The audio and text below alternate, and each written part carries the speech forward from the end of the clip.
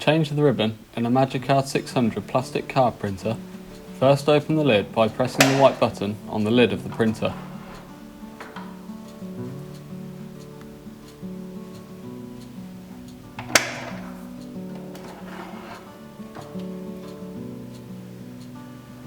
Then take the blue ribbon spindle at the back and lift it out before winding any unused ribbon onto it.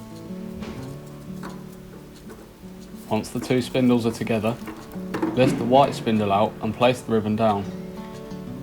Put it back in its packaging or stand it up by the spindles to prevent the ribbon film from gathering dust. Take the new ribbon and insert it by the blue spindle first, followed by the white one. You can then close the printer's lid by lowering it down and pressing until there is a click.